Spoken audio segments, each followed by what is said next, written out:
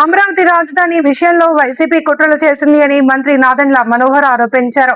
తూర్పుగోదావరి జిల్లా నిడదవోలులో మంత్రి మాట్లాడుతూ చీలిక తెస్తే ఓట్లు వస్తాయి అని వైసీపీ అనేక ఆలోచనలు చేసింది అని, 5 ఏళ్ల వైసీపీ పాలనలో ఓ ఇటుక కూడా అమరావతిలో వేయలేదన్నారు. అమరావతి రాజధానికి చట్టబద్ధత కేంద్రం సలహాతోనే తీసుకువచ్చామని అన్నారు.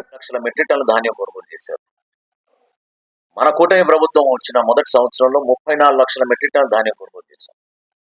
ఈ సంవత్సరం 51 లక్షల మెట్రిక్ టన్నులు ఖరీఫ్ మాసంలో కొనుగోలు చేయడానికి మనం సిద్ధమై దిగి 11,300 కోట్ల రూపాయలు కొనుగోలు చేసిన డబ్బుని 24 గంటల్లోనే రైతాంగానికి మనం జమ చేశాం. అందులో సుమారు 7,300 కోట్ల రూపాయలు 8 గంటల్లోపే రైతుల ఖాతాలకు జమ చేశాం.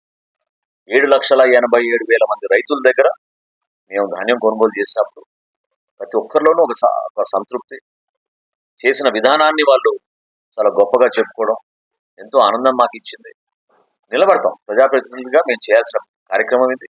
అది మేము గొప్పగా చెప్పుకోవాల్సిన సందర్భం. ఎందుకంటే దళారుల్ని, మిల్లుల్ని మేము ప్రోత్సహించకుండా ప్రభుత్వం పైన ఒక నమ్మకంతో మీరు మాకు నమ్మండి, మేము ఇంకా భరోసా ఇస్తున్నాం.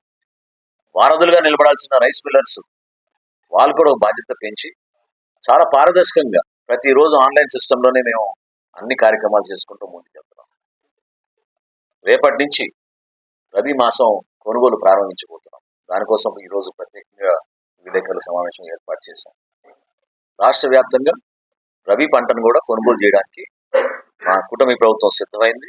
దానికి అనుగుణంగా 1917 ధాన్యం కొనుగోలు కేంద్రాలు,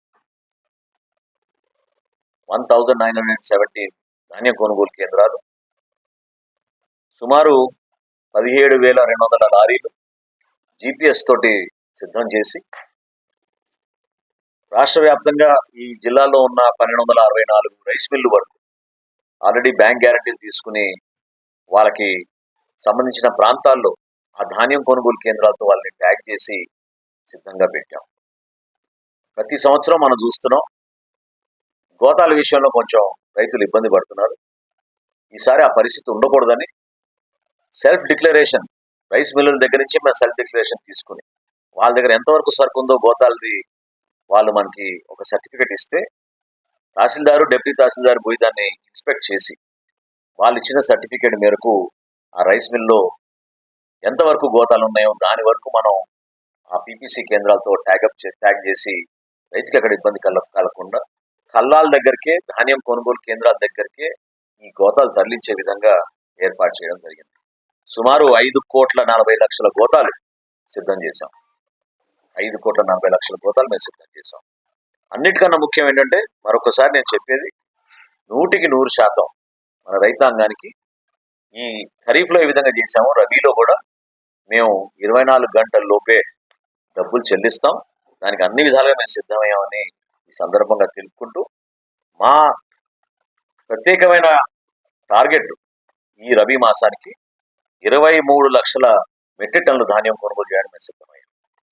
ఇది ఎంత గణనీయంగా పెరిగిందంటే, గత 3 సంవత్సరాలు లెక్క చెప్తాను మీకు. రబీలో ఏ విధంగా రైతు కోసం నిలబడిన ప్రభుత్వం అని గొప్పలు చెప్పుకునే వైఎస్ఆర్సీపీ ముఖ్యమంత్రి అప్పుడు జగన్మోహన్ రెడ్డి గారు ఎంత ప్రలోభాలు పెట్టి మోసం చేశారో ప్రజలు కూడా తెలియాలి. 2023 సంవత్సరంలో వాళ్ళు ఆ రోజున రబీలో 14 లక్షల మెట్రిక్ టన్నుల ధాన్యం కొనుగోలు చేశారు. 2024 అంటే 23-24 సంవత్సరం రబీలో 12,64,000 ధాన్యం కొనుగోలు చేశారు. మా కూటమి ప్రభుత్వం వచ్చిన తర్వాత 19,84,000 మేము గత రబీ మాసంలో కొనుగోలు చేశాం. ఈ రబీ మాసంలో 23 లక్షల మెట్రిక్ టన్నుల ధాన్యం కొనుగోలు చేయడానికి సిద్ధంగా ఉన్నాం అని ఈ సందర్భంగా తెలుపుకుంటూ, రేపటి నుంచి ముందుగా నెల్లూరులో ప్రారంభమైంది. మన ఉభయ గోదావరి జిల్లాలో కూడా మనం ఈ విధంగా ధాన్యం కొనుగోలు కేంద్రాలు సిద్ధం చేసుకుని ఆ కేంద్రంలో ఉన్న 3 సిబ్బంది, ఒక డేటా ఎంట్రీ ఆపరేటర్, ఒక విలేజ్ అగ్రికల్చర్ అసిస్టెంట్, అదేవిధంగా ఒక టెక్నికల్ అసిస్టెంట్, ముగ్గురిని కూడా వాళ్ళకి ట్రైనింగ్ ఇచ్చి రైతాంగాన్ని గౌరవించుకునే విధంగా, సాంకేతికంగా ఎక్కడ ఇబ్బంది లేకుండా కంప్యూటర్ వ్యవస్థని ఆన్లైన్ చేసుకుని ఎక్కడికక్కడ మేము ట్రక్ షీట్ జనరేట్ చేసి